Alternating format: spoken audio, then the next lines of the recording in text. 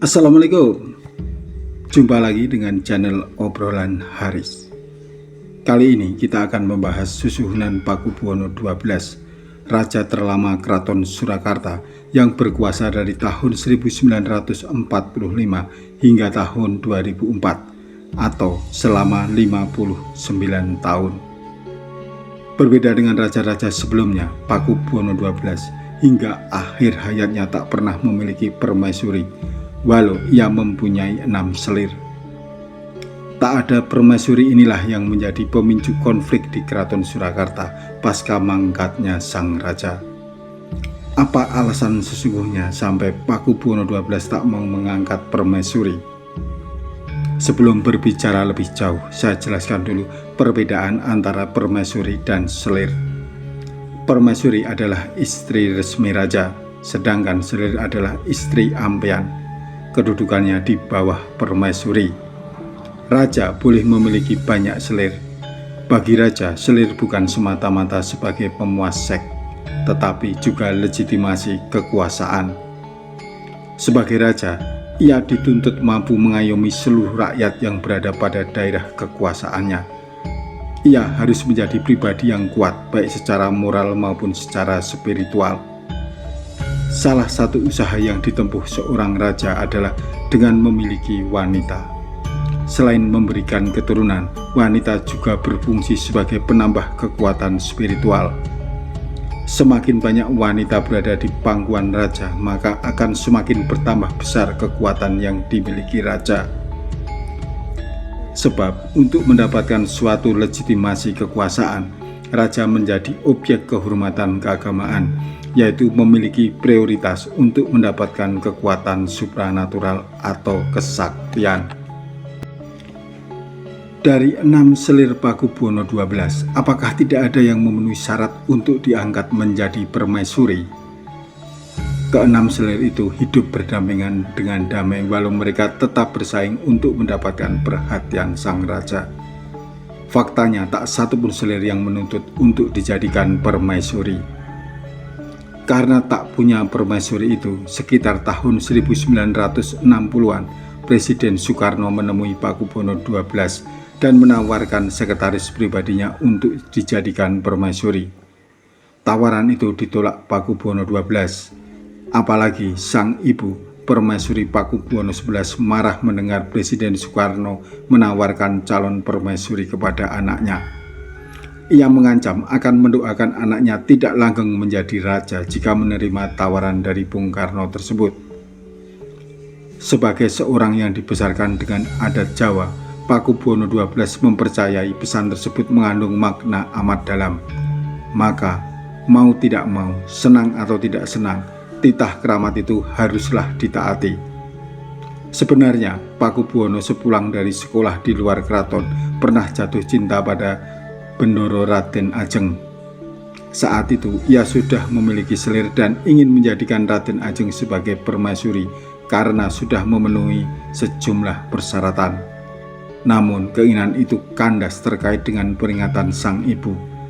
Sang ibu memang melarang Pakubuwono XII mengangkat seorang permaisuri. Adapun alasan Pakubuwono XII tidak mau memiliki permaisuri adalah wujud ungkapan terima kasih kepada seorang ibu.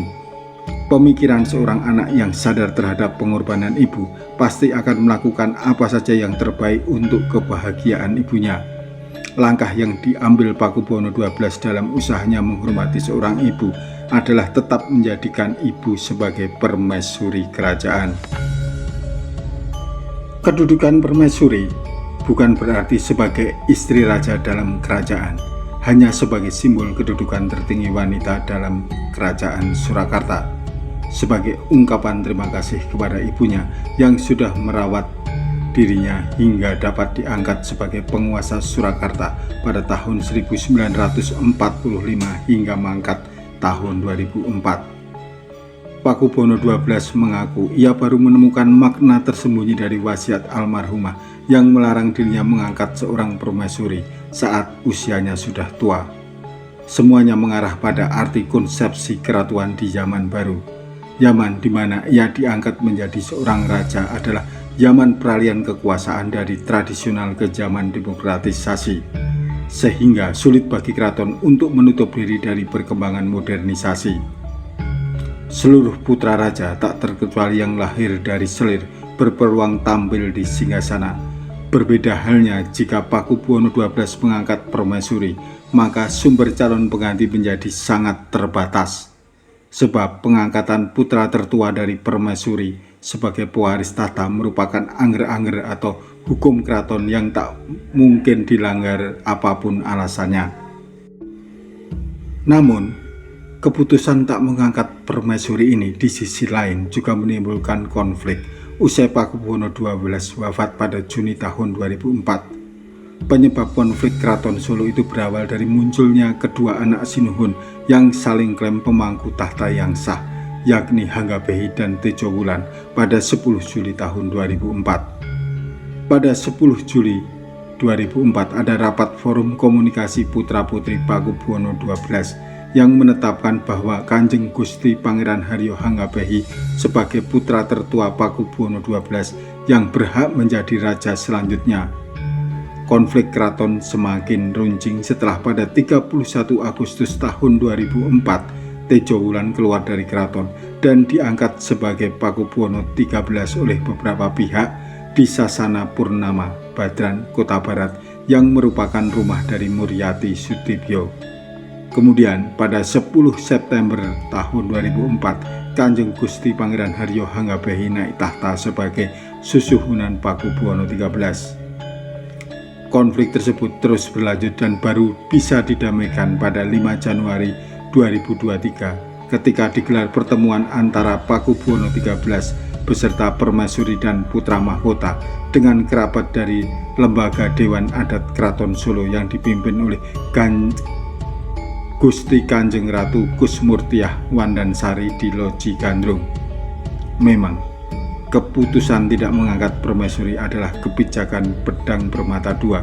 Di satu sisi memberi peluang kepada semua putra Pakubuwono XII untuk menjadi raja. Jadi tidak berdasarkan keturunan melainkan bersandar pada kemampuan masing-masing. Namun di sisi lain banyak putra Pakubuwono XII yang merasa berhak menjadi raja sehingga memunculkan saling klaim. Oke teman-teman, kita akan bertemu lagi dengan topik yang berbeda. Sampai jumpa. Wassalamualaikum warahmatullahi wabarakatuh.